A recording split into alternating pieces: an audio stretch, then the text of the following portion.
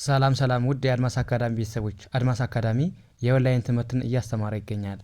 የምናስተምራቸው ትምህርቶች አማርኛ፣ እንግሊዘኛ፣ ሂሳብ እንዲሁም ሌሎችን ትምህርት እያስተማርን እንገኛለን። ለመማር የምትፈልጉ ቤተሰቦች ቪዲዮ ላይ ባለው ቁጥር በማንኛውም ሰዓት ይደውሉ፣ ይመዝገቡ፣ ይማሩ። እሺ ውድ ቤተሰቦች ዛሬ ደግሞ ከባለፈው የሚቀጥለውን ትምህርት ወይም ቪዲዮ ይዤላችሁ መጥቻለሁ ማለት ነው። እንግዲህ ከዛሬ በፊት የአማርኛ ፊደላትን እንዴት በቀላል መንገድ በእንግሊዘኛ ተክተን መጻፍም ሆነ ማንበብ እንችላለን የሚለውን አይተናል። ክፍል 1 ክፍል 2 በሚለው በደንብ ተማምረናል ማለት ነው። ዛሬ ደግሞ ክፍል 3ን እንዴት በቀላል መንገድ ከቨ እስከ የ ያሉትን የአማርኛ ፊደላት እንዴት በቀላል መንገድ በእንግሊዘኛ ተክተን እንጽፋለን የሚለውን ወይም እናነባለን የሚለውን አብረን እናያለን ማለት ነው። እንደተለመደው ለቻናላችን አዲስ የሆናችሁ ቤተሰቦች ላይክ፣ ሼር፣ ሳብስክራይብ እያደረጋችሁ እኛን ማበረታቱን። ኦኬ ቀጥታ ወደ ትምህርቱ እንሄዳለን። አሁን የመጀመሪያው ማን ነው? ቨ እንግዲህ ቨ ማን ነው? ተነባቢው ማን ነው? አናባቢው የሚለው እናያለን ማለት ነው። እንግዲህ ለቨ ለመጀመሪያ ፊደል ኤ ነው አናባቢው ያቻዋለው። ተነባቢ ደግሞ ለሁሉም የሚያገለግል ለሰባቱም ለበ ቤተሰብ የሚያገለግለን ማን ነው ማለት ነው? ቪ ነች። ቪ ስሙም ይመሳሰላል ማለት ነው። ስለዚህ ቨ ስንል ምን እንላለን? ቪኢ እንደሆነ ማወቅ። ከዛ እንግዲህ እንደነገርኳችሁ ቪ ለሁሉም ታገለግላለች ለሰባቱም። ከዛ አናባቢው ሁለተኛው ቡ ስንል ው ሚል ስላለው አሁንም ዩን እናደርጋለን ቪዩ። ከዛ ቪ ስንል ደግሞ ምን እንላለን? ቪአይ ቪ ይ ሚል ድምጽ አለው አይ እናስገባለን ማለት ነው። ቪ ከዛ ቫ ስንል አሁን አ ሚል ድምጽ አለው ስለዚህ ቪኤ እናደርጋለን ቫ ቪኤ። ከዛ ቬ ስንል ደግሞ ቪአይኢ ቪአይኢ። ከዛ ቭ ስንል ቪ ብቻ። ስድስተኛ ፊደል ሁሌም እነግራችኋለሁ ምን የለውም ማለት ነው? አናባቢ የለውም። ተነባቢውን ብቻ ወይም ኮንሶናንት ብቻ ይቀመጣል ማለት ነው። ስድስተኛ ሙሉ የ34ቱን ፊደላት ማለት ነው። ወደ ሰባተኛ ስንሄድ ደግሞ ማን ነው? ቮን እናገኛለን። ቮ ደግሞ ቮ ሚል ድምጽ አለው ኦ ሚል ድምጽ አለው ቪኦ እናደርጋለን ማለት ነው። በቀላል መንገድ እናንተ ለማወቅ ምንድነው መጀመሪያ አናባቢው እሱ ተነባቢውን ማወቅ ብቻ ነው። ተነባቢው ማን ነው? ለበ ቤተሰብ ለሰባቱም ይሆን ማን ነው የሚለውን ማወቅ። ቪ ከሆነች ቪ ነች ማለት ነው እዚህ። ከዛ አናባቢዎቹ ግን ተመሳሳይ ናቸው ማለት ነው። ወደ ቀጣዩ እንሂድ። ማን ነው?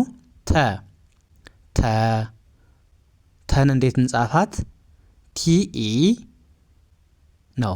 አሁን ለሰባቱም የሚያገለግለን ማን ነው?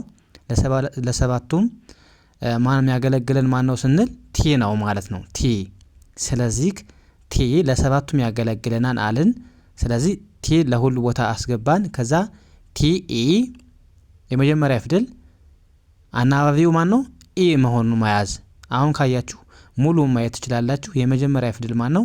ኢ ነው ማለት ነው አናባቢው። ሁለተኛ ደግሞ ቲዩ ቱ ስንል ቲዩ እናደርጋለን ማለት ነው። ካያችሁ ሁሉም ጋር ማን ነው? ዩ ነው አናባቢው ማለት ነው። ቱ ከዛ ቲ ማነች? ቅርታ ቲ ስንል ደግሞ አሁንም ቲአይ እናደርጋለን። አይ ናችሁ ሶስተኛ አናባቢ። የሶስተኛ ፊደል አናባቢ ማን ነው?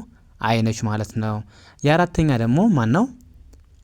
ታ ስንል አሁን ኤ ነች ለሁሉም እዩ ቫ ታ ቻ ስንል አ ሚል ድምጽ አለው ስለዚህ ኤ ያለች ማለት ነው አራተኛ ፊደል። አምስተኛ አይኢ ቲአይኢ ቲ ብቻ አናባቢ ያስፈልገው ማለት ነው። ቲ ብቻ ትቀመጣለች። ቶ ስንል ደግሞ ቲኦ። ሰባተኛ ሙሉን ስታዩ አናባቢው ኦ ነው ማለት ነው። ስለዚህ የመጀመሪያን ተነባቢውን ካወቃችሁ አናባቢው ለሁሉም ተመሳሳይ ነው ማለት ነው። ካያችሁ የሁሉን የመጀመሪያ ፊደል ኢ እንደሆነ፣ የሁለተኛ ደግሞ ዩ፣ የሶስተኛ አይ፣ የአራተኛ አ፣ የአምስተኛ አይ ኢ፣ የስድስተኛ ምንም የለውም፣ የሰባተኛ ኦ መሆኑን ብቻ መያዝ። ስለዚህ እናንተ ተነባቢዎችን ማን ነው የሚለውን ማወቅ ነው የሚጠበቅባችሁ ማለት ነው። በቀላል መንገድ ለማወቅ ከፈለጋችሁ ወደ ቀጣይ እንሂድ። ማን ነው ይሄ? ቸ እዚህ ጋር አሁን 3 ናቸው። እስካሁን 2 ነበር። ቸ ግን 3 ነው ማለት ነው። ስለዚህ ቸ ስንል ሲኤች ምንድነው ማለት ነው? ተነባቢ ነው። ሲኤች ለሁሉም ለሰባቱም ፊደል የሚያገለግለን ማን ነው ማለት ነው? ሲኤች ነው። ሁለት ተነባቢ ነው ማለት ነው። ስለዚህ ሲቼ ለሰባቱም ይጠቅመናል ካልን ከዛ አናባቢዎቹን እስካሁን የተጠቀምናቸውን አናባቢዎች መጨመር ነው ማለት ነው።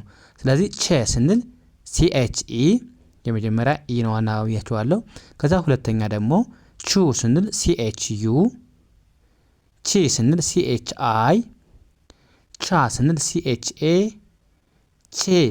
ቼ ስንል ሲኤችአይኢ፣ ቺ ስንል ሲኤች ብቻ፣ ቾ ስንል ደግሞ ሲኤችኦ ያ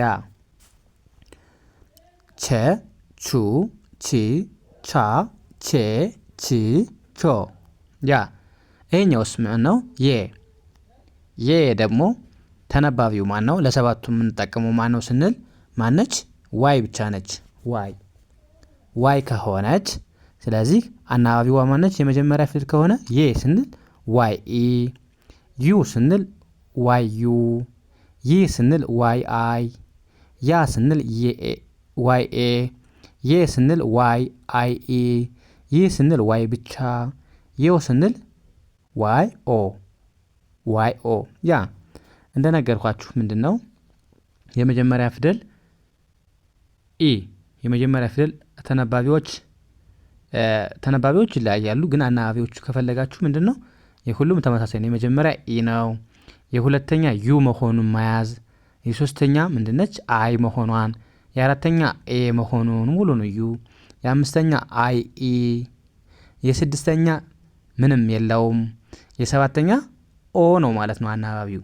ተነባቢዎቹ ግን እናንተ አሁን በደንብ ማወቅ ያለባችሁ ምንድን ነው ተነባቢውን ካወቃችሁ አናባቢዎቹ ለሁሉም ተመሳሳይ ስለሆኑ አይከብዳችሁም ማለት ነው። ስለዚህ እንደነገርኳችሁ ተነባቢውም አይከብዳችሁም። ተነባቢውም ከስሙ ጋር ስለሚያያዝ አሁን ቨ ስንል ቪ ስለሆነ ይገባችኋል ማለት ነው። ተ ስንልም ቲ ነች በቃ። ኬ ስንል ነው ትንሽ የሚያወዛግብ ሲኤች መሆኑን ተነባቢው መያዝ። ከዛ የ ስንል ደግሞ ዋይ መሆኑን መያዝ ነው ማለት ነው።